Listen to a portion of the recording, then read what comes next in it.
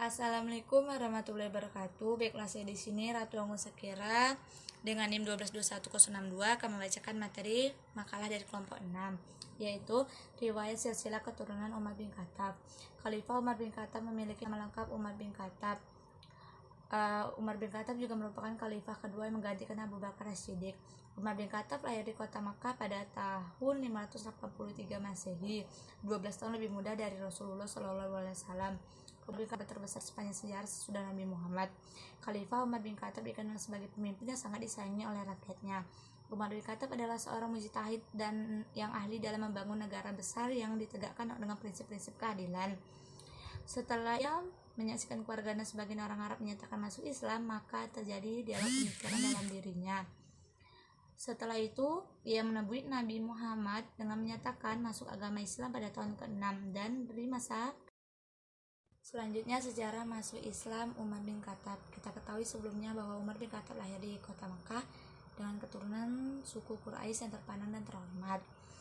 Lalu Nabi Muhammad berdoa yang artinya, ya Allah, muliakanlah Islam ini. Masalah seorang dari dua Umar, yaitu Umar bin Hisham dan Umar bin Khattab. Umar adalah seorang pemuda yang gagah perkasa, berjalan dengan langkah yang mantap mencari Nabi hendak membunuhnya. Ia sangat membenci Nabi dengan agama baru yang dibawanya. Di tengah perjalanan, ia bertemu dengan seorang yang bernama Naim bin Abdullah yang menanyakan tujuan perjalanannya tersebut.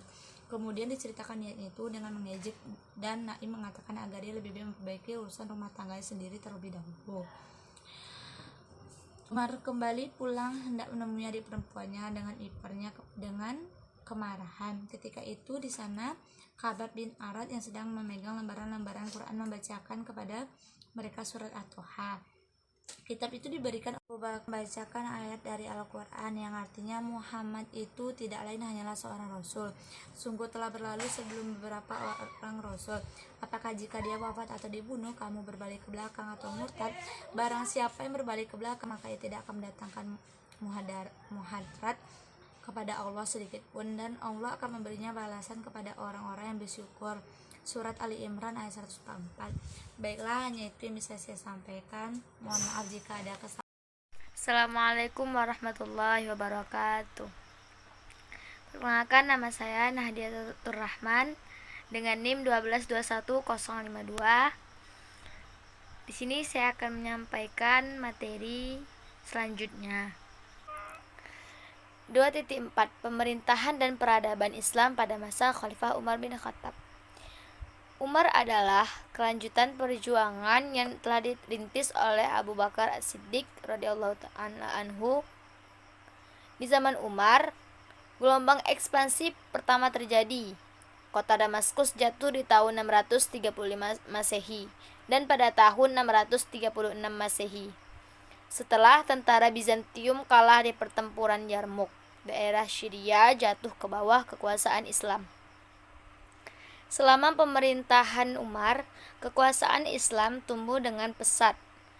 Islam mengambil alih Mesopotamia dan sebagian Persia dari tangan dinasti Sasanid dari Persia, yang mengakhiri masa kekaisaran Sasanid, serta mengambil alih Mesir, Palestina, Syria, Afrika Utara, dan Armenia dari Kekaisaran Romawi atau Bizantium. Saat itu ada dua negara adidaya, yaitu Persia dan Romawi. Namun, keduanya telah ditaklukkan Islam pada zaman Umar. Adapun rangkaian penaklukan yang terjadi pada masa Umar bin Khattab adalah: yang pertama, penaklukan Syam.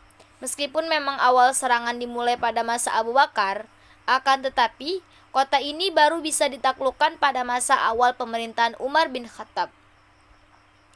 Penaklukan ini dipimpin oleh Khalid bin Walid, yang kemudian dipecat oleh Umar bin Khattab pada hari kemenangannya. Yang kedua, penaklukan Damaskus oleh Abu Ubaidah yang diteruskan ke Baalbek, Homs, dan Hama pada tahun 13 Hijriah. Yang ketiga, Yerusalem pada tahun 638. Yang keempat, Kaisaria yang berlanjut ke selatan Syria, Haran, Edessa, dan Nabisin. Yang kelima, Mesir oleh Amr bin As pada tahun 641 Hijriah atau 20 Hijriah. Termasuk Heliopolis dan Babilonia sedangkan Alexandria baru ditaklukkan pada tahun 643. Syria ditaklukkan pada Perang Qadisiyah tahun 637 Masehi atau 14 Hijriah. Yang ketujuh, serangkaian penaklukan lainnya adalah pada tahun 641 Masehi atau 16 Hijriah. Nihawan, Hamadazan, Rai pada tahun 22 Hijriah, Isfahan dan kota-kota utama Iran Barat pada tahun 644 Masehi, dan Khurasan pada tahun 22 Hijriah.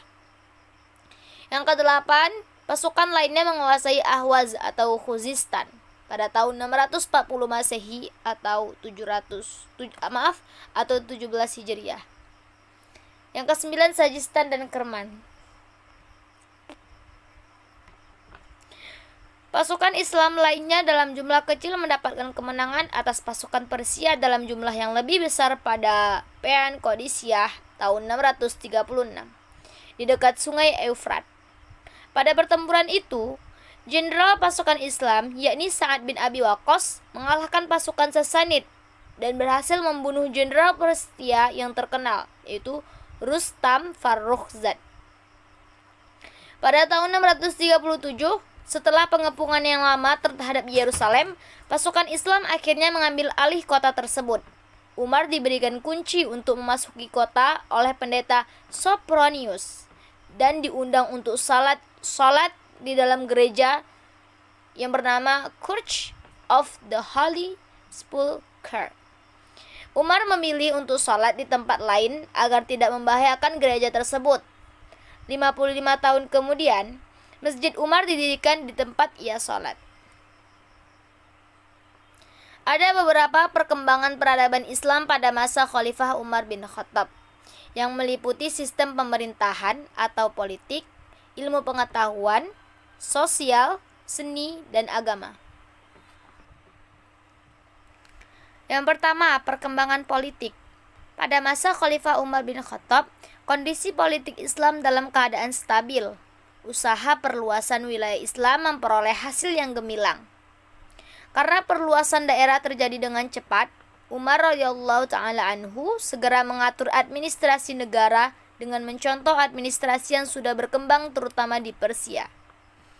Perluasan penyiaran Islam ke Persia sudah dimulai oleh Khalid bin Walid pada masa Khalifah Abu Bakar, kemudian dilanjutkan oleh Umar. Tetapi dalam usahanya itu tidak sedikit tantangan yang dihadapinya, bahkan sampai menjadi peperangan. Kekuasaan Islam sampai ke Mesopotamia dan sebagian Persia dari tangan dinasti Sassanid dari Persia, atau yang mengakhiri masa kekaisaran Sassanid, serta mengambil alih Mesir, Palestina, Syria, Afrika Utara, dan Armenia dari kekaisaran Romawi atau Bizantium. Yang kedua, perkembangan ekonomi. Karena perluasan daerah terjadi dengan cepat, dan setelah Khalifah Umar mengatur administrasi negara dengan mencontoh administrasi yang sudah berkembang terutama di Persia. Pada masa ini juga mulai diatur dan ditertibkan sistem pembayaran gaji dan pajak tanah. Pengadilan didirikan dalam rangka memisahkan lembaga yudikatif dengan lembaga eksekutif.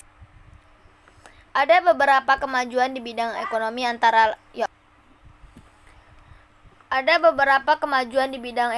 antara lain. Yang pertama, Al-Kharaj. Kaum muslimin diberi hak menguasai tanah dan segala sesuatu yang didapat dengan berperang. Umar mengubah peraturan ini. Tanah-tanah itu harus tetap dalam tangan pemiliknya semula, tetapi bertalian dengan ini diadakan pajak tanah atau Al-Kharaj. Yang kedua, Ghanimah. Semua harta rampasan perang dimasukkan ke dalam Baitul Mal sebagai salah satu pemasukan negara untuk membantu rakyat. Ketika itu, peran Diwanul Jun sangat berarti dalam mengelola harta tersebut. Yang ketiga, pemerataan zakat. Khalifah Umar bin Khattab juga melakukan pemerataan terhadap rakyatnya dan meninjau kembali bagian-bagian zakat yang diperuntukkan kepada orang-orang yang diperjinakkan hatinya.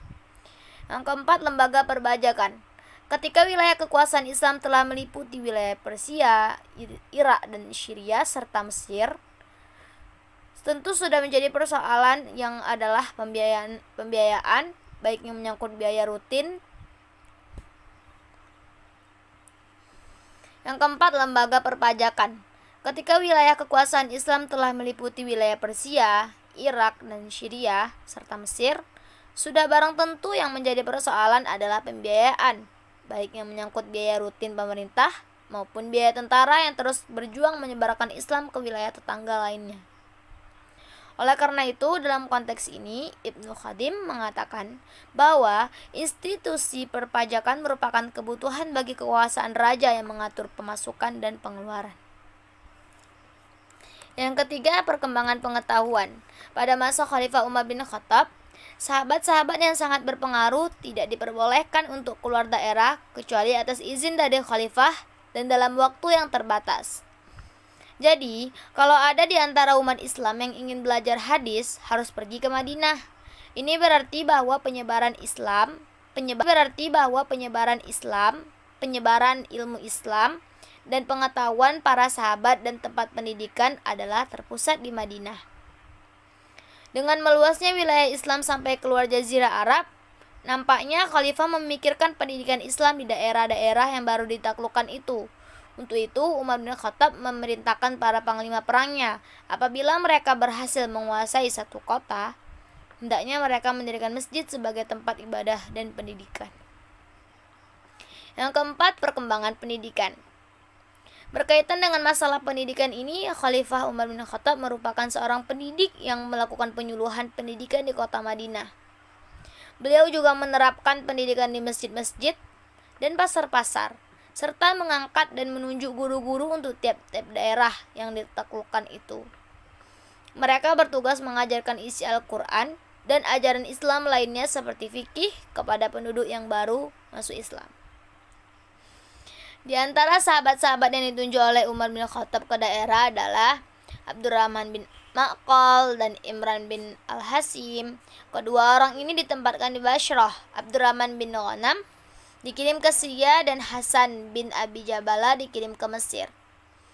Adapun metode yang mereka pakai adalah guru duduk di dalam masjid sedangkan murid melingkarinya. Yang kelima, perkembangan sosial.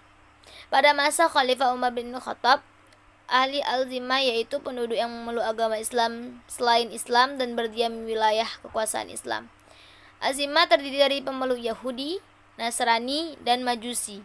Mereka mendapat perhatian, pelayanan, serta perlindungan pada masa Umar.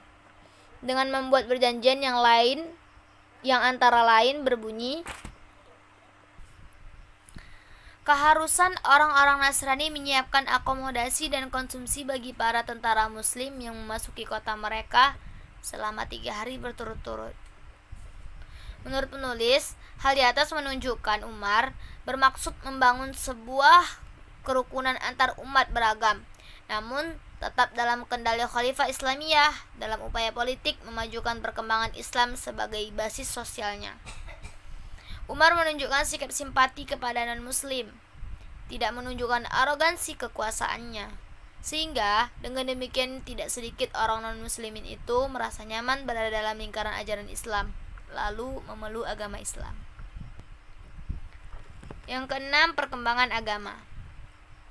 Di zaman Umar radhiyallahu anhu, gelombang ekspansi atau perluasan daerah kekuasaan pertama terjadi, yaitu di ibu kota Syria, Damaskus, jatuh tahun 635 Masehi dan setahun kemudian, setelah tentara Bizantium kalah di pertempuran Yarmuk.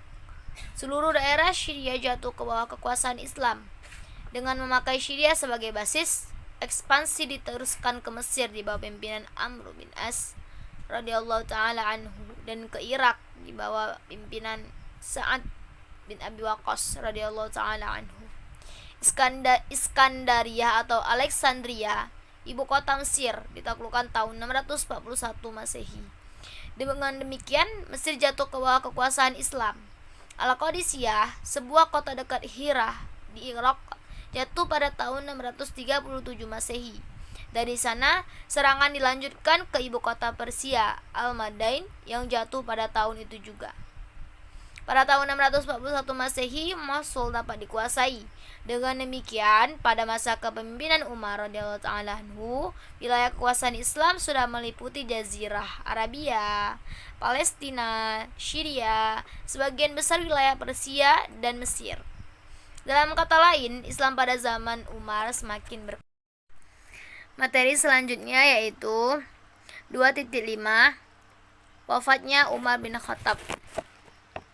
Setelah menjalankan pemerintahan selama 10 tahun, Khalifah Umar bin Khattab meninggal akibat dibunuh oleh seorang majusi bernama Abdul Mughirah yang biasa dipanggil Abu Lu'lu'ah.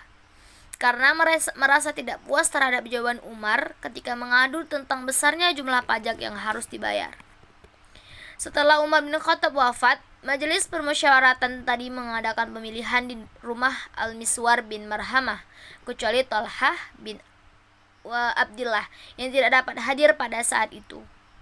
Dalam pemilihan itu akhirnya pendapat tertuju kepada Utsman bin Affan dan jadilah beliau sebagai khalifah yang ketiga dan menjabat selama kurang lebih 12 tahun atau 644 sampai 656 Masehi. Orang yang membunuh Umar adalah seorang majusi bernama Abdul Mughirah yang biasa dipanggil Abu Lu'lu'ah. Disebutkan bahwa ia membunuh Umar karena ia pernah datang mengadu kepada Khalifah Umar tentang berat dan banyaknya kharaj atau pajak yang harus dia keluarkan. Tetapi Khalifah Umar menjawab, "Kharajmu tidak terlalu banyak." Dia kemudian pergi sambil menggerutu, "Keadilannya menjangkau semua orang kecuali aku." Ia lalu berjanji akan membunuhnya. Yang telah diasah dan diolesi dengan racun. Orang ini adalah ahli berbagai kerajinan, lalu disimpan di salah satu sudut masjid. Tatkala Khalifah Umar berangkat ke masjid seperti biasanya menunaikan salat subuh, langsung saja ia menyerang. Dia menikamnya dengan 3 tikaman dan berhasil merobohkannya. Kemudian setiap orang yang berusaha mengepung dirinya diserangnya pula, sampai ada salah seorang yang berhasil menjaringkan kain kepadanya. Setelah melihat bahwa dirinya terikat dan tidak bisa berkutik, dia membunuh dirinya dengan pisau belati yang dibawanya. Itulah berita yang disebutkan para perawi tentang pembunuhan Umar radhiyallahu taala anhu. Barangkali di balik peristiwa pembunuhan ini terdapat konspirasi yang dirancang oleh banyak pihak, di antaranya orang-orang Yahudi, Majusi, dan Zindik. Sangat tidak mungkin perbuatan kriminal ini dilakukan semata-mata karena kekecewaan pribadi, karena banyaknya kharaj yang harus dikeluarkannya. Wallahu a'lam. Ketika diberitahukan bahwa pembunuhan adalah Abu Lu'lu'ah, Khalifah Umar berkata, "Segala puji bagi Allah yang tidak menjadikan kematianku di tangan orang yang mengaku muslim." Umar kemudian berwasiat kepada putranya, "Wahai Abdullah, periksalah utang-utangku." Setelah dihitung, ternyata Umar mempunyai utang sejumlah 86.000 dirham. Khalifah Umar lalu berkata, "Jika harta keluarga Umar sudah mencukupi, bayarlah dari harta mereka. Jika tidak mencukupi, pintalah kepada Bani Adi. Jika harta mereka juga belum mencukupi, mintalah kepada Quraisy." Selanjutnya Umar berkata kepada anaknya, "Pergilah menemui Ummul Mukminin Aisyah. Katakan bahwa Umar meminta izin untuk dikubur berdampingan dengan kedua sahabatnya." Maksudnya Nabi Muhammad SAW dan Abu Bakar radhiyallahu taala anhu. Mendengar permintaan ini, Aisyah radhiyallahu taala anhu menjawab, "Sebetulnya tempat itu kuinginkan untuk diriku sendiri, tetapi biarlah sekarang kuberikan kepadanya." Setelah hal ini disampaikan, Umar langsung memuji Allah. Baiklah, cukup sekian materi dari saya. Dan saya akan membaca juga kesimpulannya, yaitu kesimpulan, Umar bin Khattab merupakan khalifah kedua setelah Abu Bakar. Pada masa pemerintahan Umar bin Khattab, Islam mengalami perkembangan yang cukup pesat.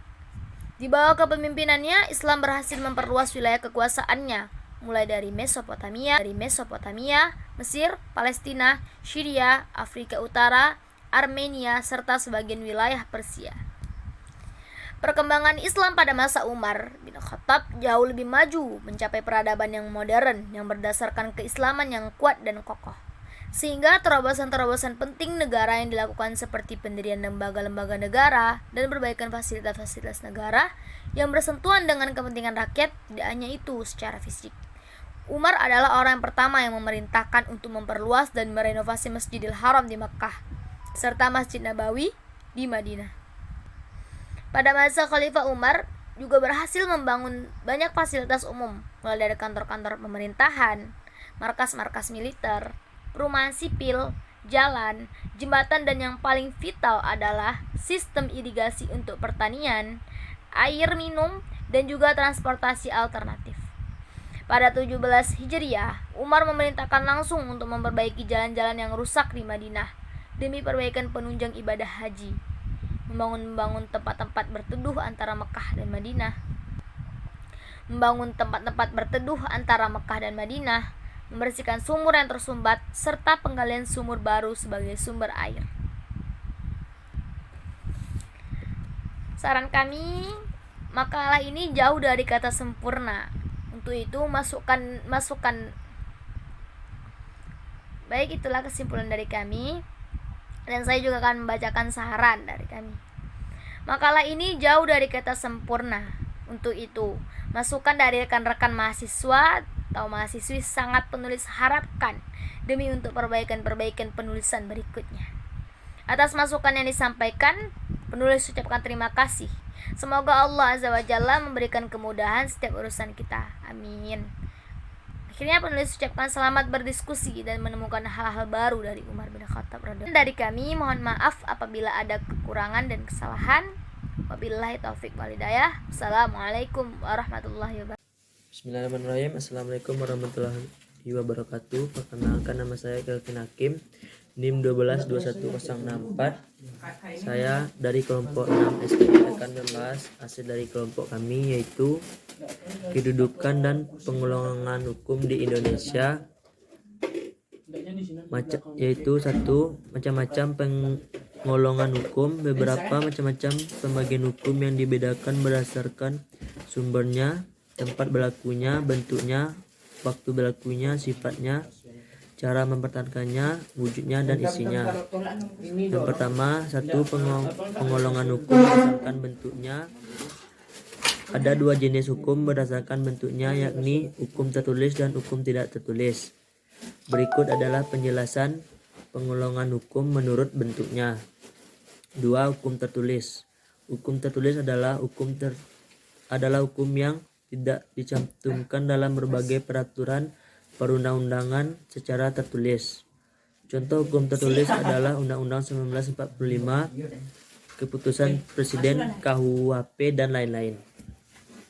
Ada 2 jenis hukum tertulis, yakni hukum tertulis yang dikodifikasikan serta hukum tertulis yang tidak dikodifikasikan. Sebagai berikut: A. Hukum tertulis yang dikodifikasikan yaitu hukum yang disusun lengkap, sistematis, teratur, serta dibukukan sehingga tidak lagi diperlukan peraturan pelaksanaan. B. Hukum tertulis yang tidak dikodifikasikan yakni hukum yang walaupun tertulis akan tidak disusun dengan sistematis, tidak lengkap, dan masih terpisah-pisah.